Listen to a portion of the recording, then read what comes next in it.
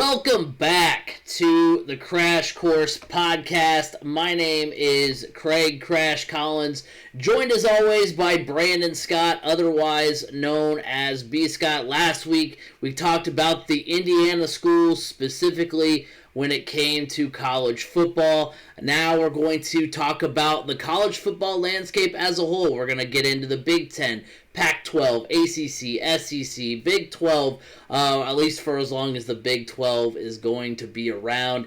Who knows? By the end of this, it may not. Yeah, who knows? Live coverage of whether or not the Big 12 will even exist by the time this podcast is over. B. Scott, you know, it's always a fun time of year to start talking about college football. It is finally time to get back into that college football spirit.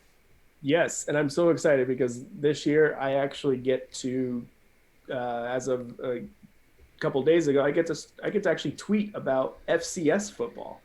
I'm pumped. Yeah, I love me. You know, I love me some college football. You know that. Oh yeah, and the FCS. I mean, there's so many there's so many good programs. I mean, obviously you've got the ones that you know about, you know, the North Dakota States, the James Madisons of the world, you know, all that kind of stuff. And so you're defending national champ Sam Houston State. True. And you know what? And prime time is a head coach. True. Prime time. Deion Sanders is a head coach at Jacksonville State. Yeah, and also that's like one of the levels of college football that actually has the playoff system right. So, I mean, you know, it's going to be fun. Everybody loves it. Yes, it's going to be a lot of fun, you know, for you, I'm sure. Very excited for you to get that opportunity, B. Scott. So let's go ahead and just hop right on in here and get started. So we first want to kick off tonight with the future of college football, and it starts with the Alliance. And so it's going to be between the Big Ten, ACC, and Pac-12. It's a non-aggression pact, quote unquote. It sounds like a treaty between a bunch of countries. Yeah, we agree not to hurt you at all. SEC? Yeah. You're in the axis of evil. Right. It's in the interest of maintaining stability now that Texas and Oklahoma plan to depart the Big 12, which leaves the Big 12 unstable. They're interested in cross-conference scheduling and agree not to poach each other's conferences. And the Pac-12 announced a few days later that they are not currently looking to expand, which is a little puzzling because I feel like the Pac-12, if the Big 12 ceases to exist, it seems like the Pac-12 is likely going to be next. So I don't know. I don't know. I think with this agreement, I think they'll be okay. I guess that's true. But I mean, it's just they're the weakest. If there's one conference that that you could see fold even after this, it's the ACC. How so? Because seriously, what is going to stop the SEC now? I mean, still, what's going to stop the SEC from going Florida State or Clemson? That's true. I mean, yeah. I mean, that is true. Who knows? Clemson's going to say to the SEC, sorry, guys, we have a pact with the Big Ten and the Pac-12 that we won't leave this conference because we get to play Arizona State. Really? And honestly, like, schools like Clemson Clemson and Florida State don't need to play Big Ten and Pac-12 schools because if they're good, they're going to get the benefit of the doubt. That's the whole thing we're going to, you know, talk about here when we get into, like, the conference predictions and all that kind of stuff, because it doesn't matter if you're actually... I mean, I'm not saying that Clemson isn't actually good, but it's just... the Big 12. You know, Texas and Oklahoma. I mean, Oklahoma was always made it, but there was always that fringe chance for that not to happen because they don't have maybe they do have a championship. They do have a championship game now, but the Big 12 was always never strong top to bottom. Like, right. And the ACC can be strong. I don't know. Maybe not. I don't know. Maybe I'm just. I mean, the ACC has the most potential because. I mean, there are some marketable teams there, and they also have the East Coast viewers, which doesn't matter anymore in the day of streaming. it doesn't matter. Markets don't matter anymore because of streaming. Well, another thing that doesn't really matter, at least not for the short-term future, is the college football playoff expansion. West Virginia President Gordon G., which he didn't see this tweet, but I'm going to apologize for it anyway because I didn't understand necessarily at the time the context of it, because I thought Gordon G. was just saying no. We don't want to expand it. I was like, dude, this was like your one chance. Like your one chance to get West Virginia possibly in into the... You should know. It's actually Gordon Gee. Oh, my bad. And he used to be at Ohio State. I thought so. I thought that name looked familiar. You should know the importance of these types of things. Right. But the reason why he was saying that is because with the Big 12 being so unstable, that was why, like, that, you know, that the college football, I think ultimately it was more like the college football playoff expansion like needs to not happen at this moment, so that's why he's like in a moment of such uncertainty. So I didn't quite understand the context when I first saw it, and I was like, dude, what are you doing? Like there's no chance West Virginia's getting in right now. West Virginia could run the table in the Big 12, and I mean they might get in, but it'd still be like a fringe. I guess if you run the table in the Big 12, that means you've beaten Texas, that means you've beaten Oklahoma, that means you've beaten Oklahoma State and Iowa State. Right. So if you run the table and that also means potentially beating Oklahoma twice. That's true. Because you're going to have to play them in the Big 12 championship game. So if you have a resume that has 2 wins over Oklahoma, I would think you're getting into the college football playoff. You would hope so, but you know what? You can never be too sure. So I mean, hey, just ask Penn State. They beat Ohio State one year and they got left out, and right. Ohio State made in. Right, exactly. And then it was because Penn State had got thumped by Michigan, you know, like in week 2 or whatever it was, and they're like, well, you know, that's tough. I don't know. So it just leaves a lot of things up in the air. And you know what, B. Scott, you weren't on the podcast in June when we initially talked about the playoff expansion or whatever because you were off, you know, covering the College World Series because you're an absolute boss. But, you know, it was a time where, you know, I sat here and, you know, Chris Simmons sat here on the podcast and we were talking about like, oh, all this great stuff with college football. Oh, college football finally is going to kind of turn the corner and get, you know, their head on straight here. I mean, you know, the fact of the matter is, you know, just to kind of bring it back, like the college football playoff, you know, expansion was going to be, you know, 6 conference champions, 6 at-larges, which essentially leaves the, you know, topic of conversation open to potentially 2, like, Power 5 conferences. Now, granted, I mean, that would mean that I think, you know, the College Football Playoff Committee would probably not leave out the Pac-12, but you never know. That was kind of on the table, and it's just college football, you know, now after, when Oklahoma and Texas, like, said they were going to leave, like, I guess I didn't grasp what that ultimately meant. To the landscape of college football, like you kind of look at it at face value because you're like, oh, okay, well, all right, Oklahoma and you know Texas are leaving for the SEC. Oh, that's kind of funny because now they're probably, you know, Oklahoma might stand a chance, but you know Texas, have fun being 4th in the SEC East for the next however many years. Oklahoma, have fun being 3rd. Yeah, have fun getting thumped by Alabama and Tuscaloosa. What has Oklahoma truly done against the SEC anytime they've played? They've had a few good games, but other than that, it's not been really anything. The lasting memory we have of Oklahoma against the SEC is Joe Burrow absolutely cleaning their clock a couple years ago in the college football playoff. So I guess we didn't really fully grasp it when we were talking about that, but now it goes from that bright sunny day in June of college football playoff expansion, because that's honestly the one thing I'm concerned about. I mean, I couldn't really care too much about realignment. I mean, obviously, I'd rather them keep some semblance of some sort of balance, and I like the conferences kind of how they are. But I care more about the college football playoff. And right now, college football is on fire. So that's cool. Expansion, because the college football playoff expansion, in my opinion, was key to restoring balance to a college football landscape that desperately needed it. It does not include guarantees for the college conference champions. This is what the playoff format was. Like I said, six of the highest ranked conference champions, six of the highest ranked teams remaining, no limits on conferences. It meant the conference championships were finally going to matter, and more teams would be in the running, which is going to help restore that balance, because now all of a sudden, I likened it. The I don't know why this example has stuck with me, but a couple of years ago in the ACC championship game, it was Virginia versus Clemson, and Virginia was like 24th in the country right now. They gave them. They're kind of like at the end of the year where they give that window dressing ranking so they can plug it as two ranked teams playing each other. And I was like, what stinks when I was watching that game? I was like, it stinks that Virginia, it literally does not matter if they win or lose. If Virginia wins, doesn't matter. Clemson's probably going to the college football playoff.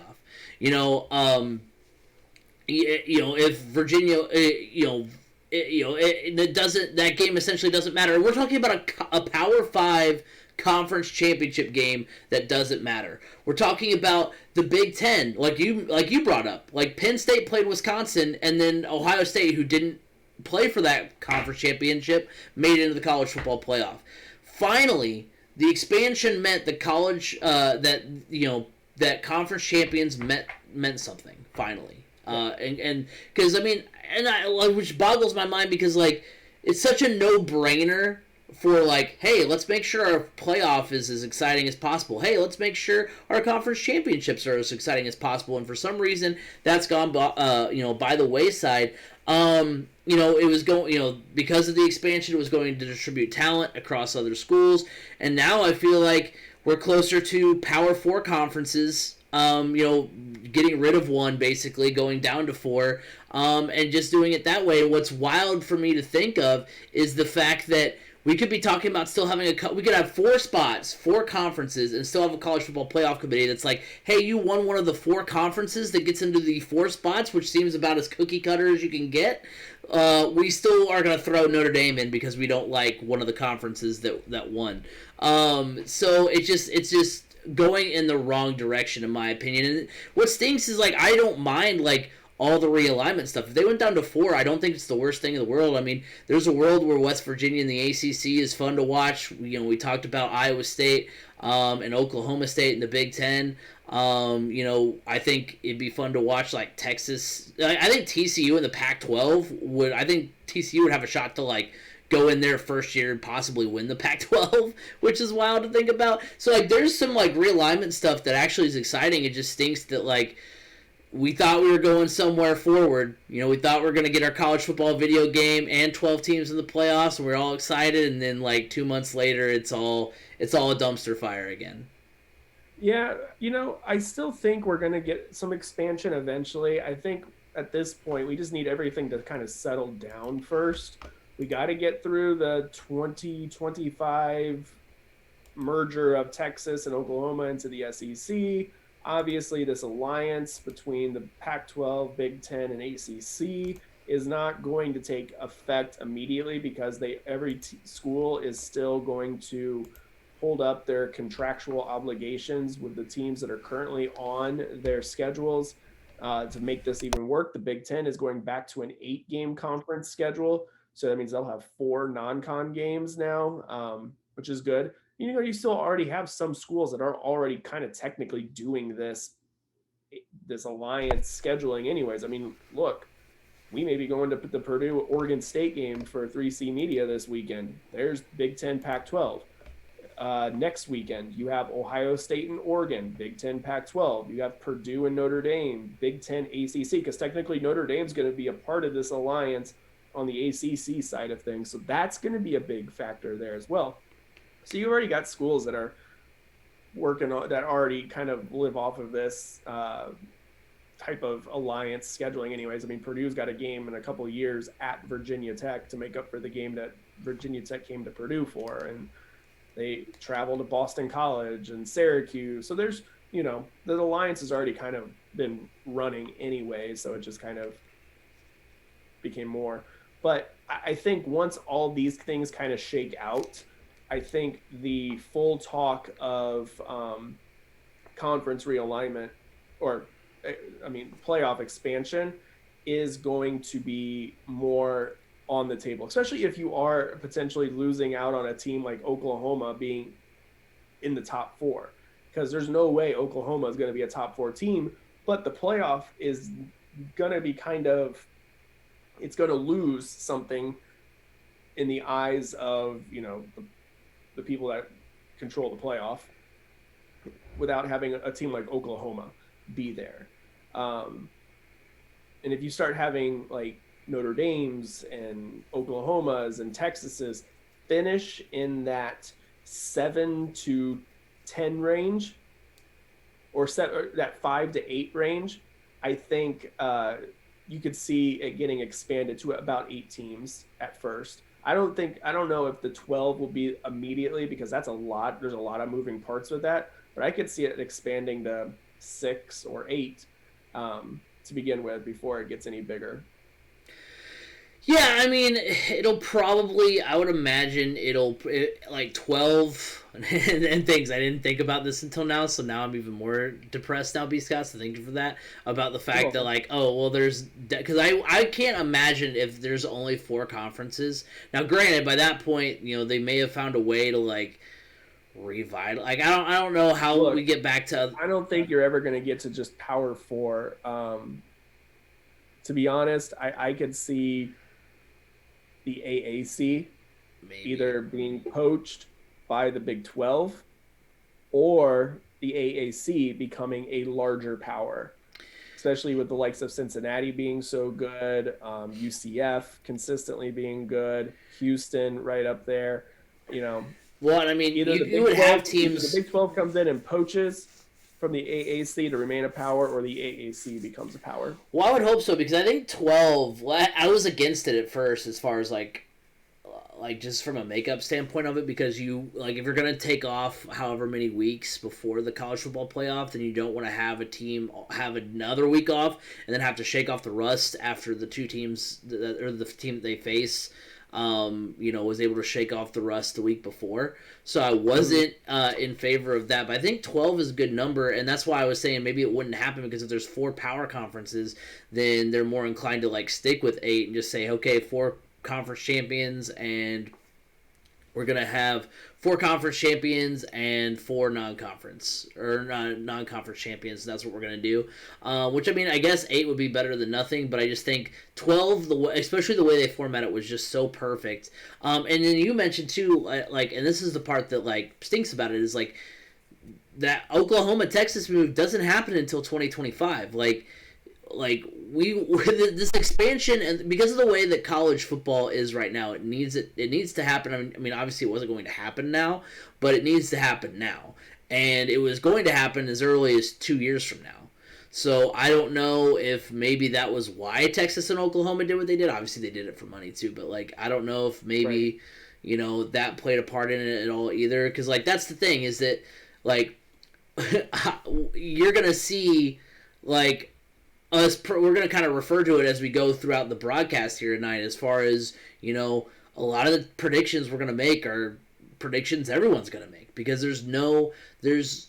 we can pretty much tell you what's going to happen. I was watching a little snippet this morning as I was getting ready for work of like the College Game Day crew, and they all pretty much picked the same conference champions across the board. There was no variety. Yeah. They had the same 4 cookie cutter, same 4 or 5 cookie cutter teams in the college football playoff that we see every year. And it's like, this needs to stop. Like it's not fun. Like especially because like.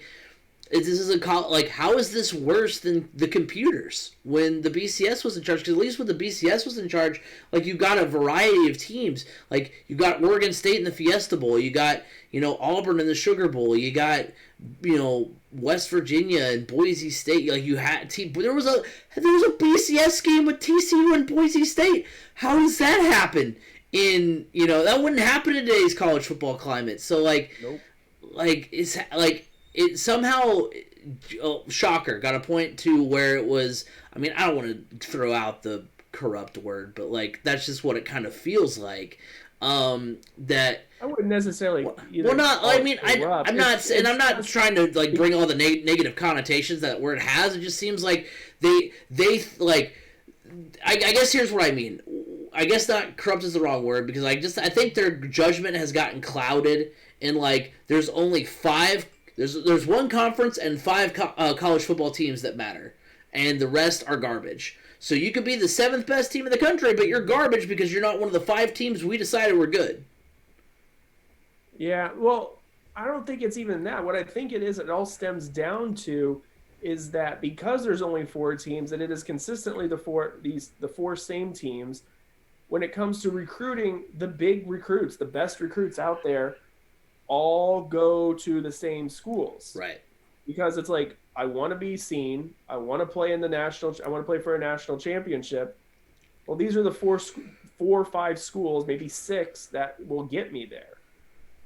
You know? Right. I mean, I'm going to say 4 or 5 because I'm not even going to say Notre Dame, because Notre Dame is, they get a different type of player. They don't always get the big 5-star guys.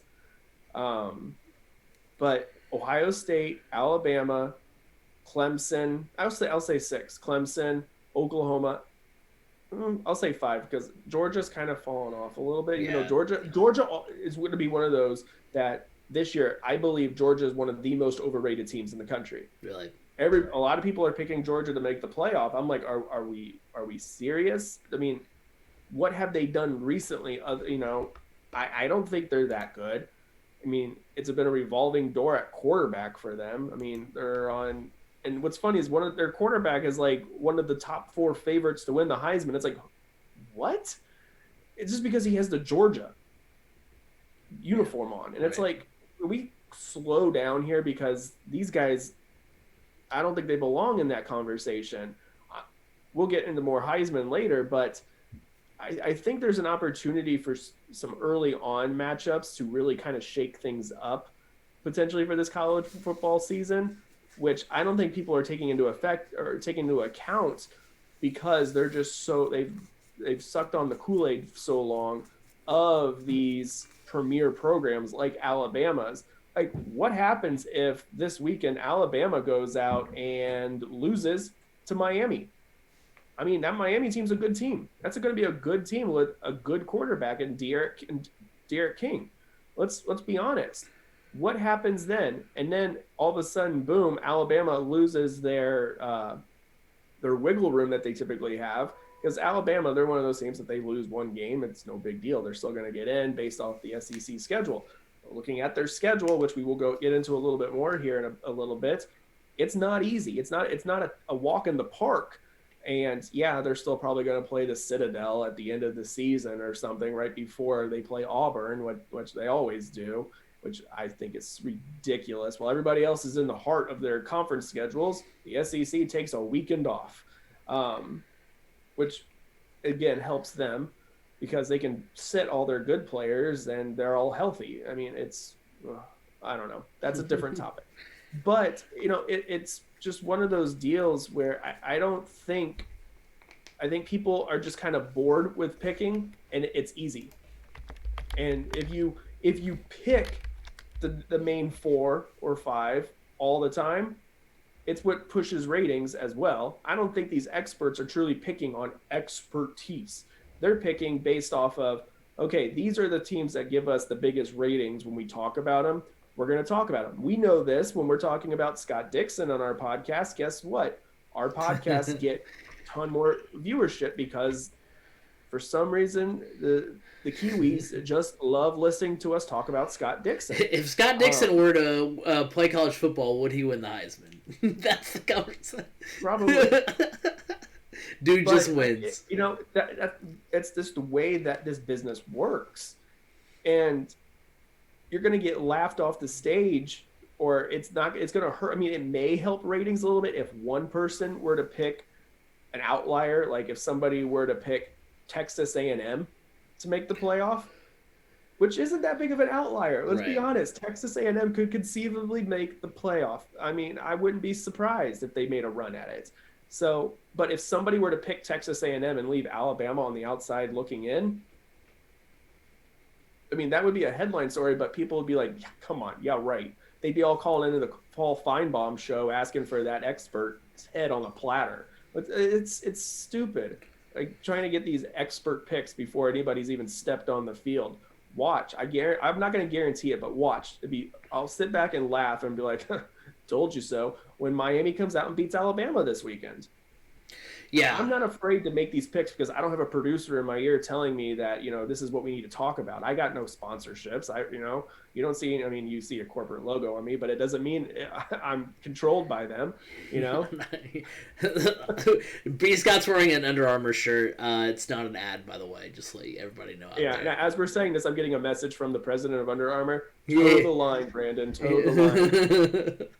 Yeah, no, and yeah, like you articulated a little bit better than I can. It's more about like that's where the talent wants to go, and hopefully, I know we disagree on this. Hopefully, the name, image, likeness stuff will also start to kind of even out the talent a little bit, as far as who goes where. And so because we're already kind of starting to see that with the whole transfer rules, we're seeing these guys, these big name talent, these big recruits that are, we're all going to go to these 4 schools, and then they get there and they're like, I'm like 5th on the depth chart because everybody came here. So now I'm going to go somewhere else where I could be the big man on campus, and with NIL, that's really making that possible and making them want that more rather than, I can just get a free ride through to a national championship ring. It is what it is. And because I played here, I'll get to participate in pro day, and all of a sudden people will see me. That doesn't matter anymore. People, they want to be able to be seen on game day to be able to, make some money from NIL. Yeah, so hopefully that starts to kind of even everything out, because that's really all we have until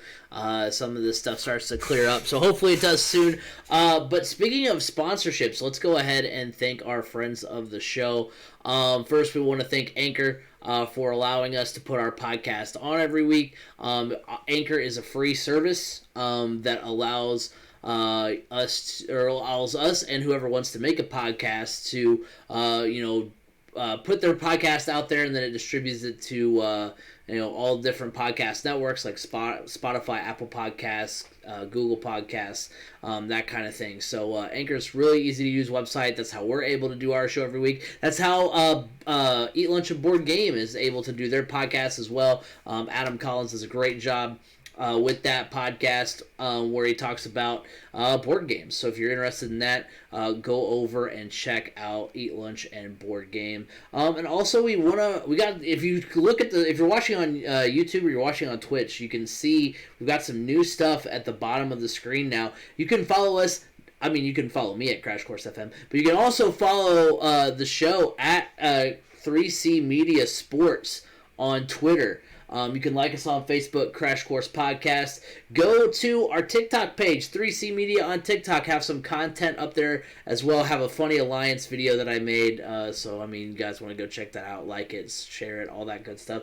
Also, 3C Media on YouTube. That's where you can see this podcast every week. You can also see our YouTube exclusive podcast, the MCT podcast. Those guys have been crushing it lately, so make sure you guys go over there. Also, this week we'll be doing our previews for IU, Purdue, and Notre Dame on the YouTube channel, so make sure you guys go over there to check that out. So a lot of content on the way for this week at both of those ventures, 3C Media and 3C on TikTok and YouTube. And then also remember you can interact with us live every week on Monday, twitch.tv/CraigCrash. That's where we record the podcast every week. So if you guys want to interact with us over in the chat, Cookie King says hello. So hello, hope you guys are enjoying the content out there. And then remember that you can listen to us every week on Apple Podcasts, Google Podcasts, Spotify, wherever podcasts can be heard, you can hear the Crash Course Podcast. So, let's go ahead. We're not going to do I thought about doing a hot or cold segment, and then I was like, maybe this would be a good idea, maybe it won't be. I guess you tell me how good this segment idea is. You're going to make me do math. Yeah, I know. So we're going to play a game called Over or Under, and basically I'm going to give you a number. We're gonna throw out a number and say whether or not we think this conference has over or under that number of playoff potential teams. Obviously, we know the caveat is it's probably going to be like it is every year, like we mentioned with Oklahoma, Clemson, Alabama, and Ohio State. But this is just, hey, what team could maybe break through and be that kind of outlier team. Remember, there was a time in which the college football playoff looked like it could have been like Mississippi State at number one. That was like the first year it ever existed when they had Dak Prescott. So, I mean... who ended up still making it to the SEC? Alabama. Yep, it was I can't remember. Well, that first four... No, yeah, because the first four was Ohio State, because that was the year with Cardell Jones. It was Alabama, and they had Zeke. Not Alabama didn't have Zeke, but Ohio State had Zeke. They beat Alabama that year. And then you had... Alabama, I think, had Derrick Henry still. Maybe. And then you had... I don't know. They always have good running backs. And then you had Marcus... Yeah, he had to have been there because he was there the following year against Clemson. So, because I remember seeing that... Yeah, he wasn't the normal... I mean, he was still Derrick Henry, but it wasn't quite... I think that was the year that they had the picture of like Derrick Henry beside Mark Ingram at the coin toss. Oh, that was the next year. That's what I'm saying is that like that's why I know he was probably still there is because of that picture or whatever. And then you had Marcus Mariota against Jameis Winston, Florida State and Oregon that year. So I mean, hey, that was actually that playoff year was actually probably one of the best. Right. That's what I was going to say. Like, who would have known that they would have had it right the first time, and then ever since then? I would say the next year was the worst. Yeah. Year two, I mean, putting Michigan State in there. Yeah. Michigan State, Alabama, and then what was it? It was Michigan State, Alabama, and Oklahoma, Clemson, right? And then Clemson, because didn't Clemson beat Clemson? Yeah, because the second year Clemson played Alabama. That started because that was Deshaun Watson. No, well, Deshaun Watson was in that game, but it was the next year that Deshaun Watson won. It went Cardell Jones and Ohio State crazy year. Then it went Alabama. Then it went Deshaun Watson beating Alabama the third year, and then the fourth year, I think was Georgia and Alabama. And then the next year was Alabama Clemson, where Trevor Lawrence just kicked the crap out of Alabama, and then the next year was LSU and. Joe Burrow. I think that's how it goes. I think that's the sequence of this. Versus Clemson. Clemson. So, and it was Ohio State and Alabama. Right. So what we're going to do, like I said, we're going to go through each of the Power 5 conferences, keeping in mind, this is kind of the caveat here. This is kind of how I first selected kind of the baseline of teams, is no team has made the college football playoff being ranked lower than 19th. So that's kind of grouped the top 20 together, and this is kind of what we're basing it off of. So we're going to say over, under X amount of schools for each conference. So the ACC, plus minus half a team. So basically, if you say over, you're saying they'll at least get one team in, or that you think there's at least one playoff caliber team. Less than you think there's no playoff caliber teams in a year where Trevor Lawrence is no longer at Clemson, and besides Clemson, there's no team that the College Football Playoff Committee really likes. So there is a chance that the ACC may get no teams in. You look at Clemson, they have made 6 of the 8 ACC appearances in the College Football Playoff, and they've made every appearance among the current ACC schools since 2015. The weird kind of outlier is that Notre Dame technically made it in as an ACC school last year, so they're kind of lumped in there, but I don't know. I don't really.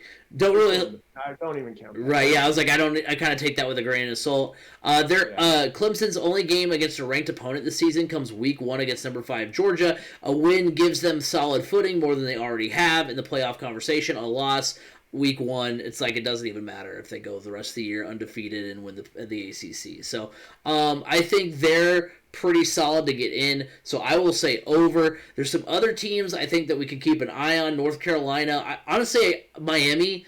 Not only did I forget they were ranked, I also forgot they played Alabama week 1. So heck, I mean, if what you said could potentially happen, I mean, we might be talking about Miami, because Miami plays on the opposite side as Clemson. Mm-hmm. So I don't know if they play later on in the season, but I mean that could be a potential storyline to watch. North Carolina, though, they played 2 games against ranked opponents. They do get Miami at home, but then they have to go to Notre Dame. Those are in back-to-back weeks, so that's going to be a little rough. Miami, I mean, would I love for Miami to go beat Alabama and then go on to, contend for the ACC in that playoff spot? Absolutely. It's kind of one of those things where Miami's one of those, I'll believe it when I see it teams. Exactly. They'll and because I feel like there's been a lot of years where they've been hyped up here recently, and then they've gone out and they maybe had a flashy couple of weeks at the start of the season, but then they get into the meat and potatoes of their season and it doesn't pan out. So I'm going to say over, but the only team I like is Clemson to make the college football playoff if we're talking about ACC schools. Yeah, I'm gonna go with the over as well. But like you hit the nail on the head with the two other teams, Miami and North Carolina. Don't sleep on them. Do not sleep on them, especially North Carolina. This is a team that has really kind of taken advantage of the fact that Florida State's been down. Miami hasn't been the best. Like you said, I'll believe it when I see it. Virginia Tech has been down. So the hierarchy in the ACC has been kind of up for grabs here as of late. And North Carolina has kind of been sneaky with Mac Brown at the helm. I mean, who would have thought Mac Brown got run out of Texas because they said, oh, he can't coach anymore. And he's turned North Carolina into a sleeper. I believe this is a sleeping giant right now. I mean, you got a Heisman favorite and Sam Howell at quarterback. This is a team that's primed to potentially make some noise in the ACC. And then with them playing opposite of Clemson, they have a real good opportunity to make some noise with back-to-back games against number 14 Miami, who could be higher or lower by then. Number 9 Notre Dame, same situation, higher or lower. But really watch out for North Carolina. This is a sneaky good team. So I'm going to go definitely with the over because Clemson. But it could, I mean, this weekend I believe this is probably one of the more pivotal week ones we've seen because there's been so much turnover with these top teams. I mean, look at all the 4 teams that we've talked about over and over again. Clemson's one of them. They all lost, except Oklahoma, obviously. Spencer Rattler's the only one that's coming back. But they've all lost their starting quarterback. Alabama, Clemson, Ohio State. They've lost their starting quarterbacks. They're having to start new guys this year, and that's a big deal. So we've seen some action out of the Clemson quarterback.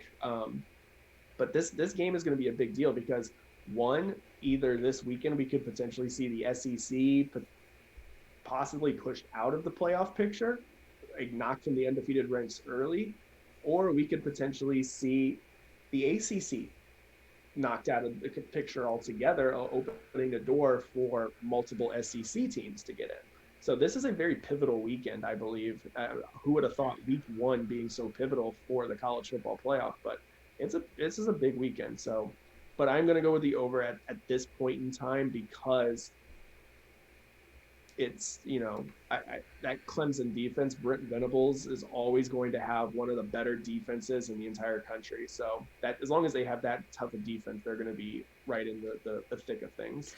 Yeah, I mean, so, you talked about all the turnover. There is a lot of turnover at the top this year in college football. I mean, if you read, if you read a lot of the, previews and stuff, they say that, all the top 4, which, is Alabama, Clemson, Ohio State, Oklahoma, all them, they do all have, targets on their back as far as, they lost some talent, and a lot of people are bringing back talent, so we'll see how it all plays out. Alabama lost a lot of talent. Oh, yeah. You lost your starting quarterback and the Heisman Trophy winner. And your starting running back, too. Yeah. So looking at the Big 12, that is over under a half a team.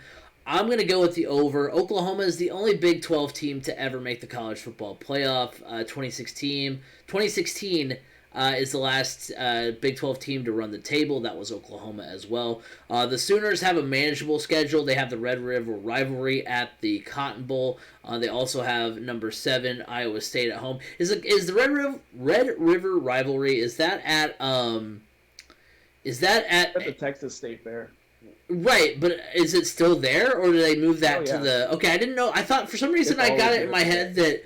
Well, some reason I got it in my head that they moved that to Jerry World, and so I was like, I think maybe. No.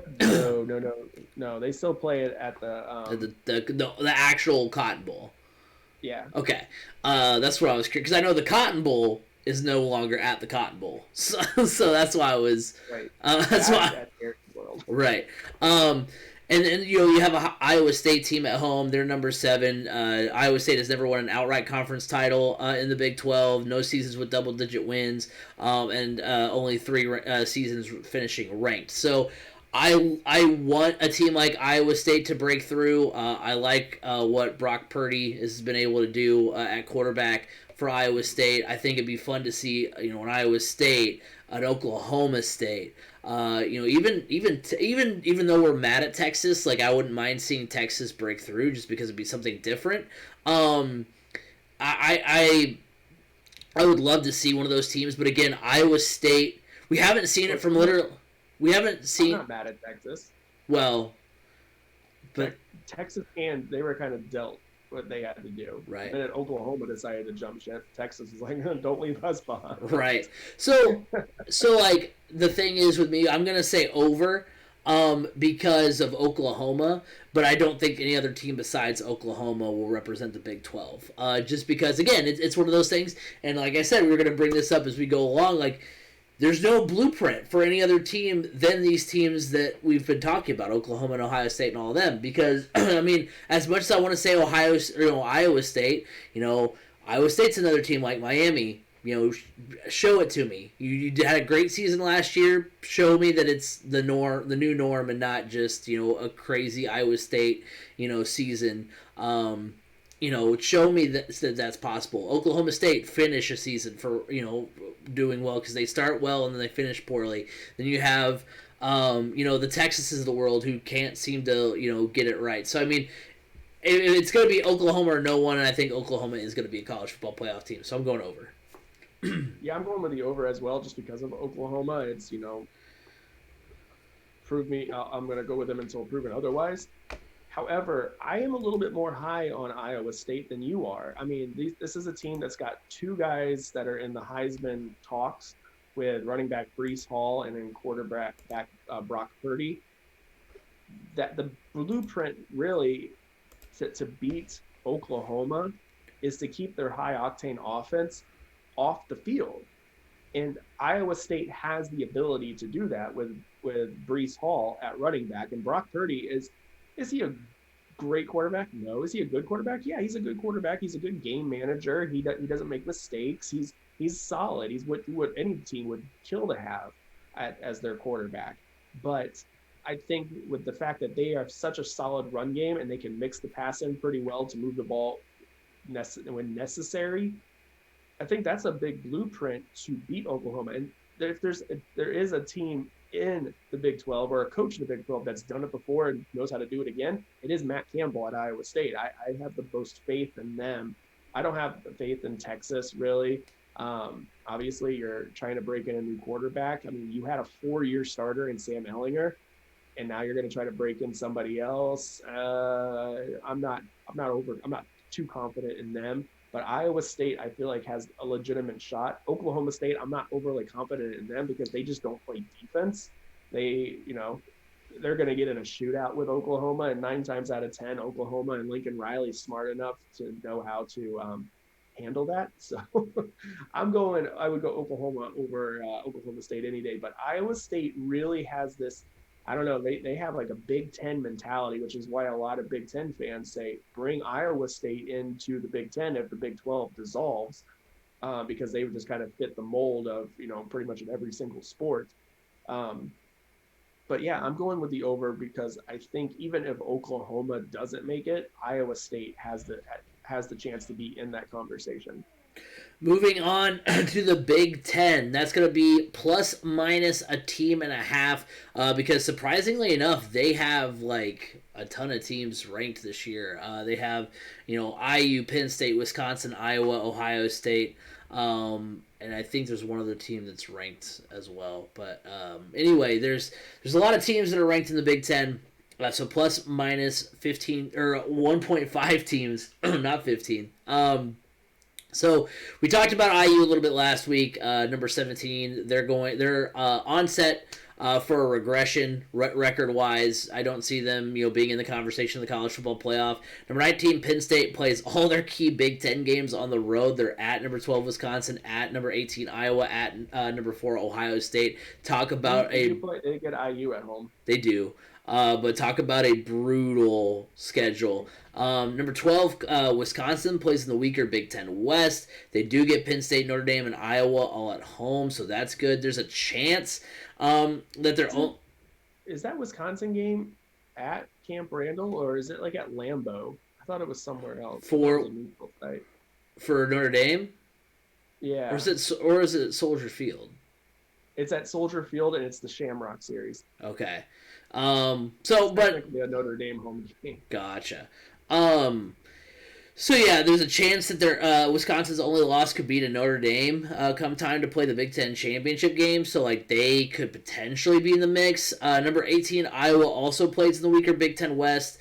They play number 7 Iowa State and number 12 Wisconsin on the road. But if they win both of those games, there's a chance they could be undefeated heading into the Big Ten championship game. So I mean, you have some other teams besides Ohio State. But speaking of the Buckeyes, they have made 4 of 5 Big Ten appearances in the college football playoff. Although they lose their quarterback and 11 starters, so they're going to be a little bit weaker.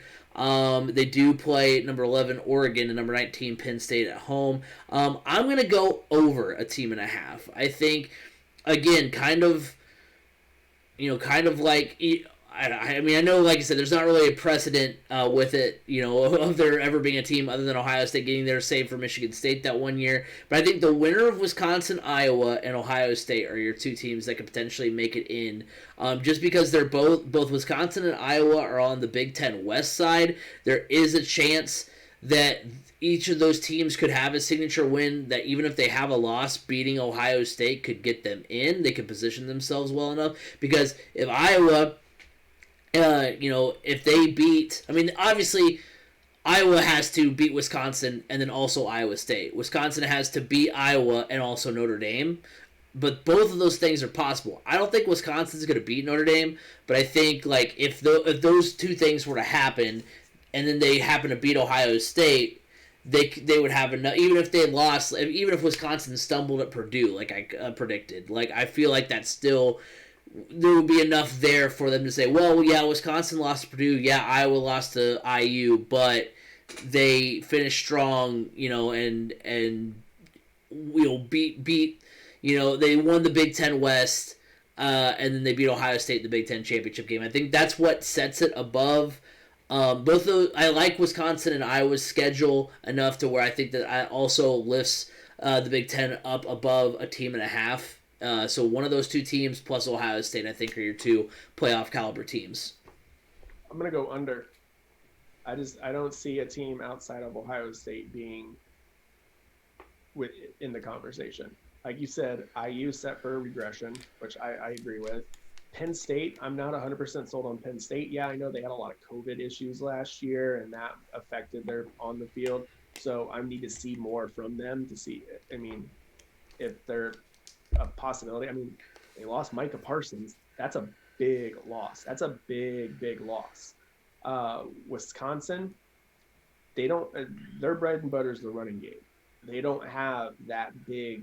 They don't have that running back. That next man up running back.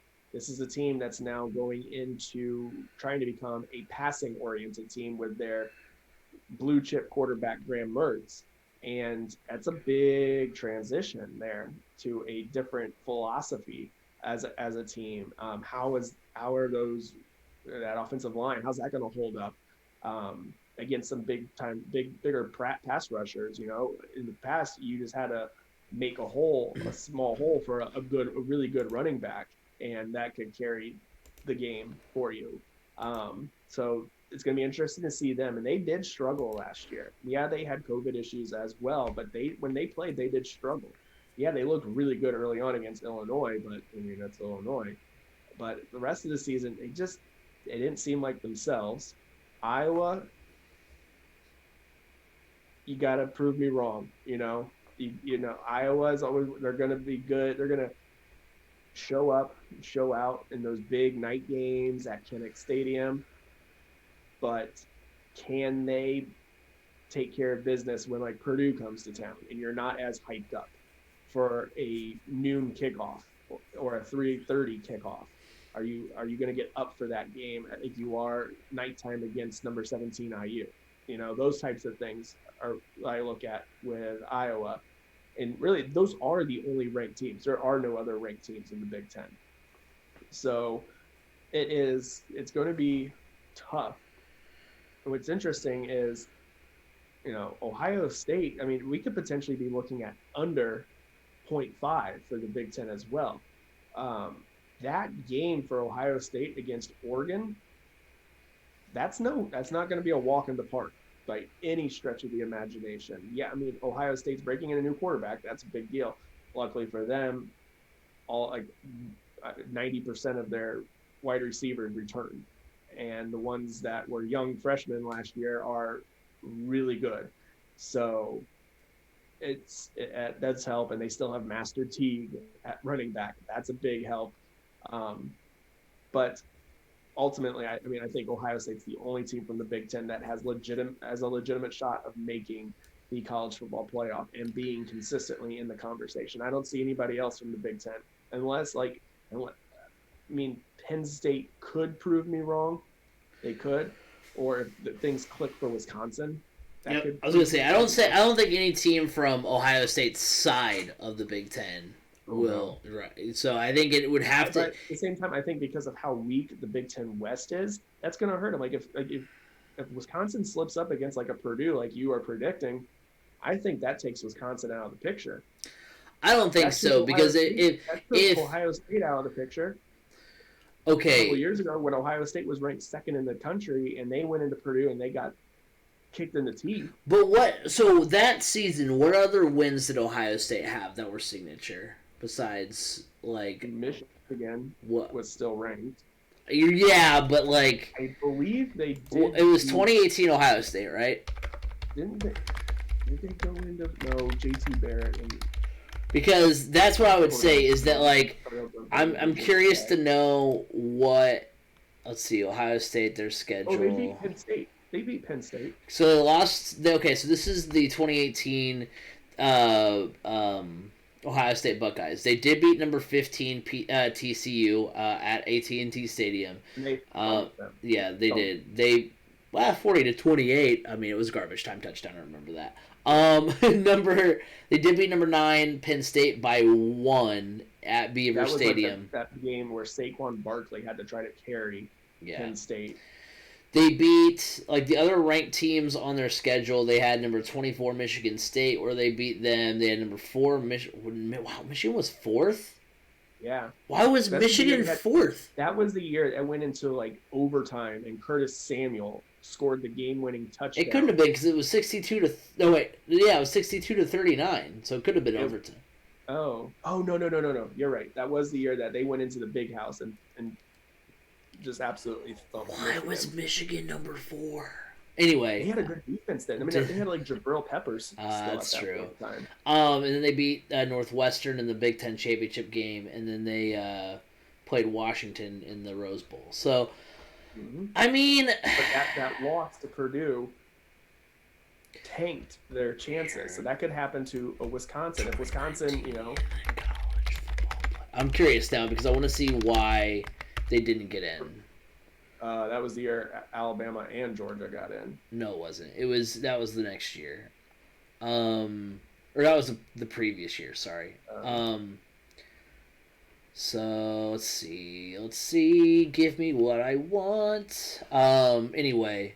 But yeah, because what I'm saying is if Wisconsin / Iowa, because it'll be a similar thing because you'll have, and I know like I'm comparing it to a team that ultimately didn't make it, but like, Iowa and Wisconsin will both have beat other teams that may be ranked from the Big Ten by that point on their schedule. Like, heck, Illinois just beat the doors off in Nebraska. I don't know what their schedule looks like, but like, let's say Illinois is 25th. Like, that's kind of like an arbitrary. Like, that's like Michigan or Ohio State beating number 24 Michigan State. Like, they're ranked for a week probably, and then they weren't ranked anymore. So like, there's going to be little blips like that on the radar. But when you like think about key games, like, I think that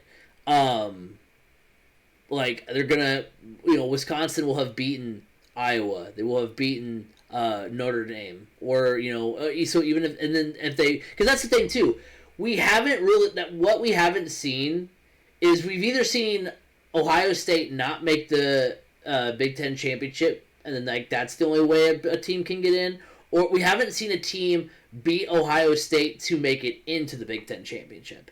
And I think that's what you could potentially see, because even like Penn State. No, Penn State beat Wisconsin that year. Penn State's on the same side as Ohio State. Oh, I thought you said to beat Ohio State to make it into the Big Ten championship. Okay, if I did say that, I didn't mean to word it that way. What I meant was like to get into the college football playoff. So like no team has beaten Ohio State in the Big Ten championship game. Michigan State did. Oh, no, they beat Iowa. That was pre. Yeah, that was college football playoff. You can see, and quick plug for the YouTube, if you want to go watch any of those Big Ten championship games, Ben Bowsman and I watched those, so those are on the channel as well in memory lane. So go check those out if you want to see some old school. If you want to go see some episodes of Kirk Cousins and Russell Wilson in the Big Ten championship game, that's pretty wild to think about. Or a Wisconsin back. That was the inaugural Big Ten championship game. I just remember Gus Johnson with the Gus-gasm every time Russell Wilson would like throw a Hail Mary to, what was it, Duckworth? Sure. Or how about the backfield that Wisconsin had of like Melvin Gordon and who else was in that backfield? It was Melvin Gordon. It was like the three-headed monster was like Monty Ball. Yeah, they had all crazy players in that team. Okay, so 2018 19 season. So that was a year. So Notre Dame, Alabama, and Clemson all went undefeated. Ohio State and Oklahoma. Well, who did Oklahoma lose to that season? Oklahoma lost to Texas. They did lose to Texas that season. So that's why, because Purdue, Oklahoma's loss to Texas, what obviously was, Texas was 19 at the time, whereas Purdue was unranked. So that's probably why. So I mean, it's not that, like, yes, obviously the loss to Purdue hurt them, but in a roundabout way, Purdue will be unranked if they beat a ranked Wisconsin. That shuts down Wisconsin's chances. Potentially, I guess. Yeah, I know. I like how this was just an all roundabout way to say that, like, maybe there's a chance. We just spent like the last 15 minutes for you to come to the conclusion that I had stated already. No. It's I'm not agreeing with you. Because what I'm saying is, so listen, this is what I'm saying. So the reason that season specifically, the reason why Ohio State did not make the Big Ten or did not make the college football playoff is because they lost to Purdue. Everybody else was undefeated except that made it in, except for Oklahoma. You compare those two teams. Oklahoma had lost to Texas and won the Big 12 championship. Texas was ranked 19th when Oklahoma lost to them. Ohio State went also 12-1. Their one loss was to Purdue on the road, an unranked bad Purdue team. So Purdue, they didn't make a bowl game that year, right? Yeah, that's the year they got torched by Auburn in the Music City Bowl. Oh, you might have made a bowl game. Yeah. So was Rondale. Oh, okay. So yeah. So anyway, I mean, so a borderline bowl team in Purdue. So that's ultimately why they didn't make it. But I'm saying, and the part of we all know that there's going to be yes, if all these other schools go undefeated, if Notre Dame, Alabama, Clemson, and whoever all go undefeated, then yeah, Wisconsin with one loss to Purdue isn't going to make it in. It'll take that kind of perfect storm of other teams. But if Oklahoma's loss had been to Kansas State, or let's say Kansas had gotten up for a game finally in their 50-year history or whatever. Realistic. Yeah. If they lose to Iowa State, I mean, come on, they're not losing to Kansas. No. I'm just saying that, like, in that season that we're talking about, if Oklahoma's loss was equally as bad as Ohio State's loss, then there's a chance Ohio State makes it in. That's the thing, is that I think that Wisconsin and Iowa both play enough good teams and have enough favorable matchups that even if they stumble somewhere along the line like Ohio State did that year, they can still have a favorable record and will have that win over Ohio State in their back pocket in the Big Ten championship game to escalate their chances to be, they're not going to get in as a number one seed, but they're going to get in as, maybe they're fifth, and then, the loser of the SEC championship game goes out, and that puts them at 4, so they can get shellacked by Alabama in the first round. Like, that's what I'm getting at. is that, like, that's why I'm putting them at 2 teams, is because there is a chance for Iowa and Wisconsin to both, because they're on the Big Ten West side, to get through the Big Ten West, beat Ohio State, and then ultimately make it to the college football playoff that way. Yeah. So, anyway, after that exercise, let's move on to the Pac-12, plus minus a team and a half. The Pac-12 has only made 2 college football playoff appearances, none since 2016-2017, that season. Oregon travels to number 4, Ohio State. They play number 20, Washington, number 24, Utah on the road. These are the only 2 Pac-12 ranked teams, are Oregon and USC. USC travels to number 9, Notre Dame. Arizona State. Okay, in the top 20. The whole point of the exercise is top 19. Yeah, that's what I mean. Okay. And then, sorry, I wasn't clear on that. USC travels to number 9, Notre Dame, and, as you just mentioned, number 25, Arizona State on the road. USC does have a relatively easy schedule if they can manage to get by those 2 games. Oregon has the tougher of those 2 schedules. I'm going to go under. Just because I'm going by what I've seen so far. If one of these 2 teams, or even, if an Arizona State or a Washington or somebody can, make a run through the Pac-12, because that's the thing. The Pac-12 at this point has lost enough, mojo that right. So if Oregon loses to Ohio State, if USC loses to Notre Dame, then they need to go undefeated in the Pac-12 and win the Pac-12 championship. And even if they do that, there's still a long shot of them actually getting in if they've lost to one of those power schools, especially if Ohio State and Notre Dame have lackluster seasons. So, or seasons not to their normal playoff caliber tier. So, it's just a huge, long road. Am I saying it's not going to happen? No, but basically, because I'm saying it's under. So you're saying there's a chance. There is a chance, but I'm going under. I think the Pac-12 will miss for yet another year. I'm actually gonna go with the over on this, just because I feel like Oregon actually has a legitimate shot of knocking off Ohio State, and then if it weren't in Columbus, though, man, that's the thing that I can't get past. Oklahoma went into Columbus. Virginia Tech. Virginia Tech went into Columbus and beat them. They're Texas, the Vince Young year. Yeah, that's true. But you look at their schedule. At number 4 Ohio State, they play number 20 Washington, 24 Utah, and then in the Pac-12 championship they'll play USC or Arizona State. Most likely, they play on the opposite sides of everything. Most likely it's going to be USC, because let's be honest, Arizona State at 25 is kind of confusing considering Herm Edwards is on the hot seat, but it's also having to do with some possible infractions. But you play to win the game, man. Yes, so even if it means you have to cheat to win the game. But I feel like Oregon has a legitimate shot based on their schedule. If they can beat Ohio State week 2, then that opens up the door significantly for them, I feel like, because I don't think Washington or Utah is going to put up that big of a fight for Oregon, especially if Oregon is capable of beating Ohio State.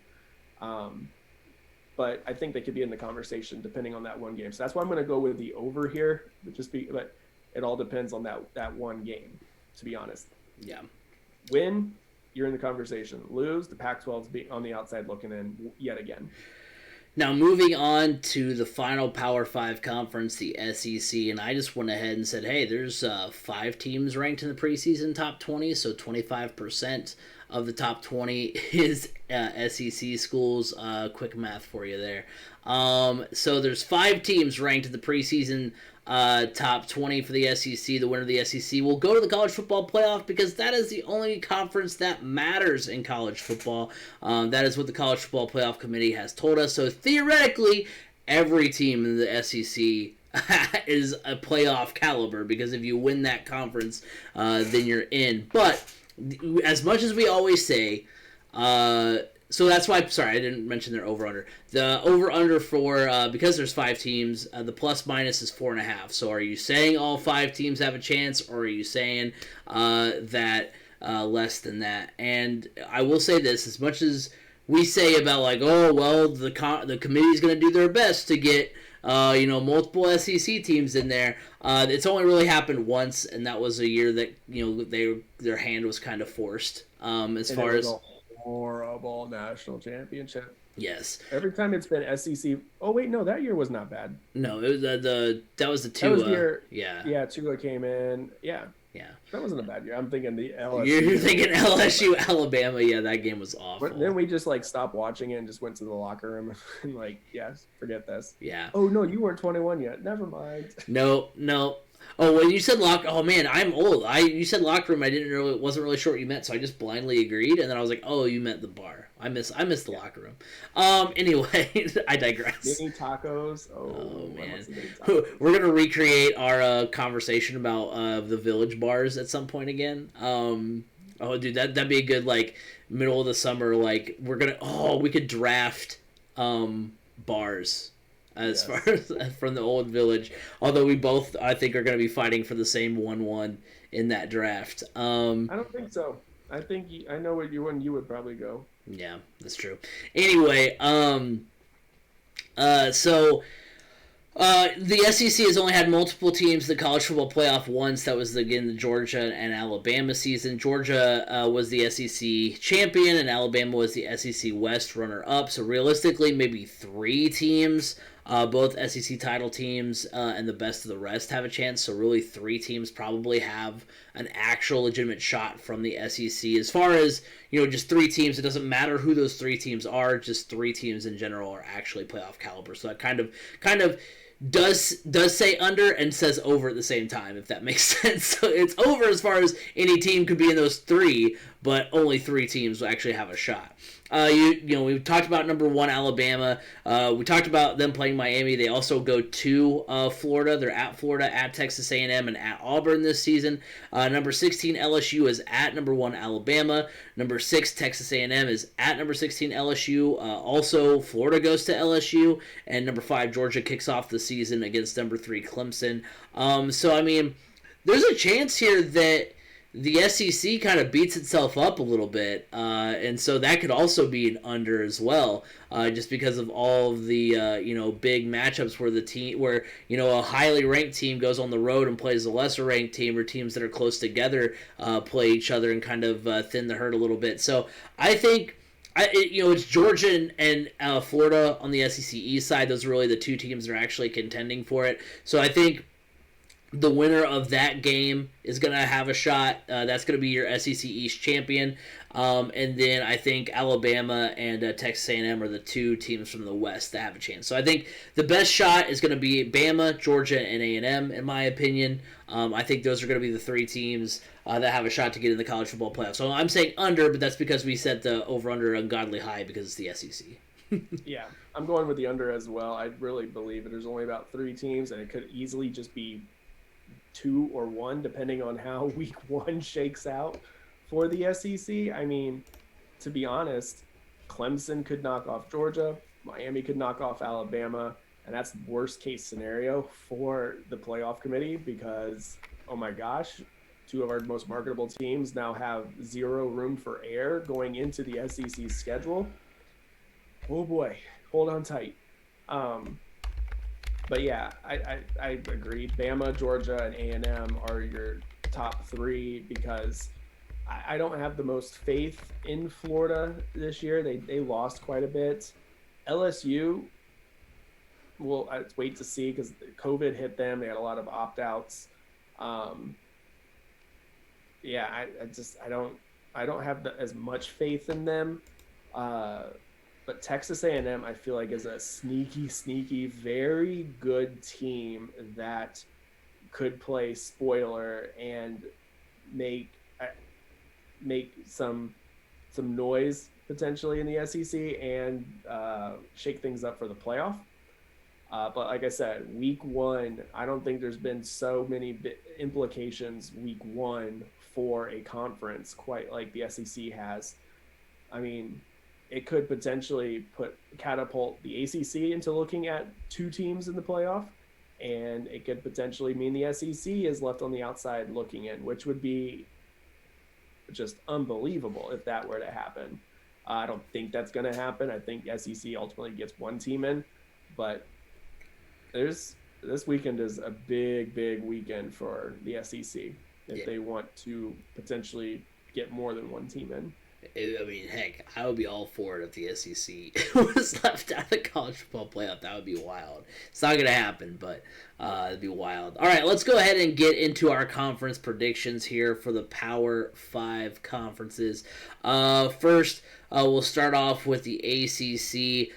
For me, it's going to be Clemson. I just don't know that there's a team on the other side of things. I mean, they'll play either North Carolina or Miami most likely. And I mean, I think of those two teams, I think North Carolina has the biggest chance to beat them potentially. But, Clemson's, been so dominant, and they've won X amount of, the last, I think, 6 straight ACC championships. So I'm going to go with Clemson here. It's kind of it brings me back to what we used to say about the NBA back when the Warriors and Cavaliers were making the NBA finals every year. It was kind of like, got to a point where you're like, I'm tired of making the off the wall crazy, dark horse prediction. I'm just gonna go with what's probably gonna happen because it's gonna be that way until it's not. So I'm going Clemson in the ACC. I'm going with Clemson in the ACC as well. Dark horse is North Carolina. Yeah, that might have been more fun. We probably could have done a dark horse. Honestly, when I look at the conferences, I have a dark horse for every conference except the Big Ten. Yeah. So, which is funny. Oh my God! Okay, it's happening. Everybody stay calm. That scared the crap out of me. We just got raided on the streaming channel. So if you're on the YouTube side of things, that's what you're hearing. Is me getting raided. Thank you, Girlframe, for the raid. Coming into the podcast here. Appreciate you the support. You just scared the absolute crap out of me. I'll have to clip it and send it to you on the YouTube side of things, B. Scott, because that definitely scared me half to death. But yeah, which is funny though, because the Big Ten is the conference right off the bat that I already have a dark horse for. So the Big 12. Oklahoma is going to be my Big 12 champion. I think they're the strongest of the teams that we're talking about. They always get in. I think Oklahoma is the strongest of those 4 teams that we talk about every year. So Oklahoma is going to win the Big 12. If you're talking about dark horse, I mean, Iowa State's the easy pick. I think Iowa State or maybe Texas could reel it back in maybe. But I think Oklahoma is ultimately going to win. Yep, Oklahoma's going to ultimately win. Dark horse for me is Iowa State, obviously. The Big Ten. I'm gonna go after that 15-minute segue earlier about how it's possible that a team other than Ohio State could win and make the college football playoff. I am gonna go with Ohio State winning the Big Ten. But again, I think it's going to be interesting because there are landmines kind of everywhere as far as, for all these teams, for Iowa, for Wisconsin, for Ohio State. There's opportunities for all these teams to lose and potentially make the Big 12 a non-factor when we talk about the college football playoff. But I think that Ohio State ultimately wins the Big Ten, even if they're not in contention for the college football playoff. I just think again, it's one of those things where they just it's them until it's not. It's them until prove me otherwise. So I'm going with Ohio State to win the Big Ten. Yeah, I'm going to Ohio State to win the Big Ten. I don't even really have a dark horse there. That defense, even at Ohio State, that receiving core, running game, it's just, they're stacked top to bottom. Honestly, I would not be the least bit surprised if Ohio State walked away with the national championship this year. Right.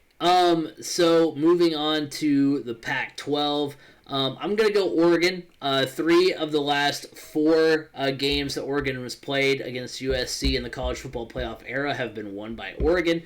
Oregon has also won the last 2 Pac-12 titles, which includes that win over Utah a couple years ago, as well as the win over USC last year. So Oregon has just found a way to win. It's funny because we ever since Chip Kelly and Marcus Mariota and all of them left Oregon, it seemed like Oregon kind of fell off, and they did. But also, like lately, they've been kind of sneaky off the radar because the Pac-12 has been garbage, but they've still been kind of taking care of business and been still a pretty prevalent power when it comes to Pac-12 schools. Yeah, I think Oregon walks away with the Pac-12 title as well. To be honest, my sleeper in that conference would have to be Utah. Yeah, I like that pick. Utah's interesting. USC is interesting. I don't have the faith in USC. I just don't. I don't have the faith in Clay Helton at coach. Keaton Slovis, I think, is a little bit overrated. Yeah. I think Utah's just a bit more of a sound team than even USC. Then moving on to the SEC, again, you're going to find a common thread here. It's pretty much what all the experts say. It's so boring. I love college football, but it's just so boring. Yeah, and that's the thing. Like, I wanted to go in here and be like, oh, coming with that that kooky pick, like, oh, Iowa State's going to win the Big 12. Oh, maybe Iowa's going to win the Big 10. Like, I'd love to be able to do that, but it doesn't. I don't want to be, a bummer, but, like, that's just kind of how it is right now. And like I said, I mean, because I remember back in, I'll compare it to this again. Like, I remember when it was, Golden State and Cleveland in the NBA Finals every year, and there was a couple years where I was like, it's going to be the Celtics and the Rockets or something like that, and, like, it was the Cavaliers and Warriors for, like, the 5th straight year, and I was like, you know what, I'm just going to stop.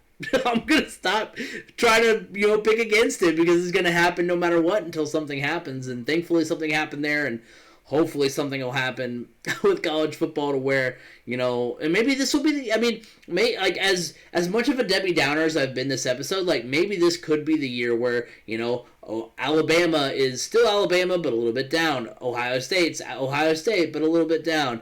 Oklahoma is, always prone to losses somewhere, it seems like. And then you have, Clemson, who is, a little bit down, even though they restore a lot of stuff. They're not, as pristine, and they're going to be, undefeated teams, almost no matter what anymore. There is that chance for them to get beat. So maybe this is the year we see some stuff go topsy-turvy, but I don't see it. I'm going with Alabama. Roll Tide. They win the SEC. Yeah, I'm going with Alabama as well. Honestly, this is the pick. To be honest, this is the pick I am the least confident in. Really? I feel like Texas A&M with Kellen Mond at quarterback. This is a good Texas A&M team. These Aggies are for real. Yeah. Jimbo Fisher's got that team pointed in the right direction. So yeah, Alabama until otherwise proven, obviously, but dark horse. And I would even say dark horse. Texas A&M is going to be right there knocking on that door. Yeah, I mean, and I would love to see something like that. Now, Carter's 2 brings up in the chat, what about Cincinnati? That quarterback is pretty fire, and they have a good defense. I would love for Cincinnati to go, hopefully. I mean, they have a chance they could go undefeated. We picked them to beat IU and Notre Dame. If they go undefeated, they're in the college football playoff conversation. They would need some teams to slip up.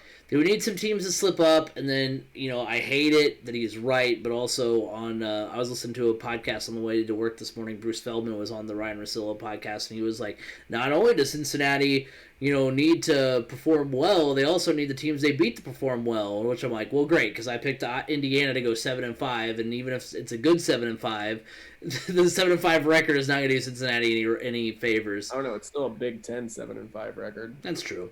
So, maybe they can do something. Hopefully they can kind of break the mold a little bit. But our final prediction here before we get out of here is going to be our Heisman prediction. Don't worry, I'm still going to butcher this name, even though I just literally went and looked up the pronunciation for my Heisman Trophy prediction. I'm going to go with Clemson quarterback DJ Uiagalelei. I think that's how you pronounce it, or close to it. Uiagalelei. Yes, I'm pretty sure that's right. Anyway, so I think he's stepping into a situation where he's still got talented receivers around him. He's still got a talented team around him. They're going to go through a relatively easy road to the ACC championship game. They get started against number 5 Georgia, so he has a chance to go out and have that Heisman moment early on, and then let the rest kind of unfold. And then last year, 69% completion percentage, 781 yards, 4 touchdowns, no interceptions, 2 rushing touchdowns versus Notre Dame and Boston College while Trevor Lawrence was on the shelf due to COVID protocol. So he stepped in. They lost the game to Notre Dame, but his first start. Right. Well, and it showed everybody what Clemson had in store. Everybody was like, "Oh, Notre Dame's probably going to beat Clemson without Trevor Lawrence," and he was like, "Oh wait, but I'm also here and I'm amazing." So he went out, had a fantastic game. So I'm going to pick him to win the Heisman. That's a good pick. I think so. My winner is Spencer Rattler. Oklahoma just knows how to put up Heisman-esque numbers for their quarterbacks. Lincoln Riley has 2? I was gonna say I think that would be if Spencer Rattler were to win. I think that would be their 3rd Heisman Trophy. Baker Mayfield and Kyler Murray. So that would be like the 3rd time in the college football playoff era, which is wild too to think about that. To think about it that way, that in the college football playoff era, Oklahoma has had could have 3 Heisman winning quarterbacks. Yeah, but the 2 guys to keep an eye on, obviously, one I've already mentioned in Sam Howell. The only thing that hurts him is that he's more of a prototypical pocket passer, so his rushing stats won't be that big, which I always thought that hurt Trevor Lawrence, to be honest. He wasn't much of an outside of the pocket threat, and I think that's why Trevor Lawrence was never hoisted that trophy. But the other guy that just has popped into the betting odds is Ohio State quarterback CJ Stroud. Yeah, played behind Justin Fields last year. This guy is the real deal as well. He went opening. He wasn't even listed in the odds, and the current odds now have him 12-1, just right behind JT Daniels. He's tied for 5th in the odds of the Heisman ballot, or the Heisman betting. So don't sleep on him, especially considering you've got to look at the wide receivers he has around him. Garrett Wilson, Jackson and Jigbo Smith. I don't know this dude. He's like a 5-star he was a 5-star freshman last year. This team is loaded at wide receiver, and then at running back as well. So look for CJ Stroud to be somebody that really flies up the Heisman rankings. Same thing with Sam Howell. If North Carolina wins, if North Carolina doesn't do well outside of him, it doesn't matter for him. But at least CJ Stroud's going to stand a legitimate shot playing for Ohio State. But Spencer Rattler, he's just going to put up ungodly numbers just because it's Oklahoma and that offense puts up those types of numbers. Oh, yeah, for sure. Well, that will do it for this week's edition of the Crash Course Podcast. Thank you guys all for hanging out. Remember, you can follow us at 3C Media Sports on Twitter. You can like us on Facebook, Crash Course Podcast. Go to our YouTube channel, 3C Media. That's where you can not only find us every week, you can also find the MCT podcast, which is our YouTube exclusive podcast. Those guys have some great stuff. Also, we're going to have our previews for IU, Purdue, and Notre Dame. Those are going to be going up this week, as well as some other content as well. Over on the TikTok side of things, go ahead and follow us because there's some other a little short one-off videos that we've got planned for that. So that'll be really fun to engage with. So go follow us over there. Remember, twitch.tv/CraigCrash is where you can see the live stream every single week. So if you want to interact with us, today we had Carter's 2, we had Cookie King, and we had Grawlframe with the raid scaring me half to death. So thank you, guys, all for your interactions with us. We love hearing from you guys, hearing from our community on the podcast. And then remember, you can listen to us on Apple Podcasts, Google Podcasts, Spotify, wherever podcasts can be heard. You can hear the Crash Course podcast. B. Scott, where can they find you?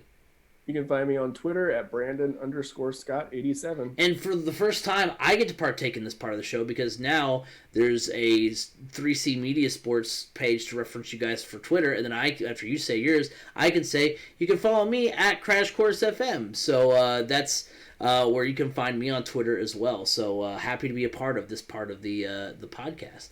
I was never usually part of this.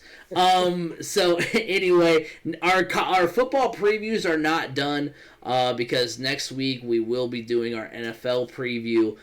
So be on the lookout for that, as we will be telling you who is going to win the Super Bowl this year, and it's not going to be Alabama or Clemson because that's impossible.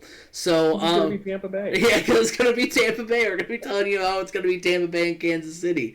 Oh my gosh. Wild if that ends up actually being what it is. But we'll get into that next week. We'll talk obviously about some Colts as well. So a lot of fun stuff planned for the NFL preview, but that'll be next week. Until then, have a good one, everybody.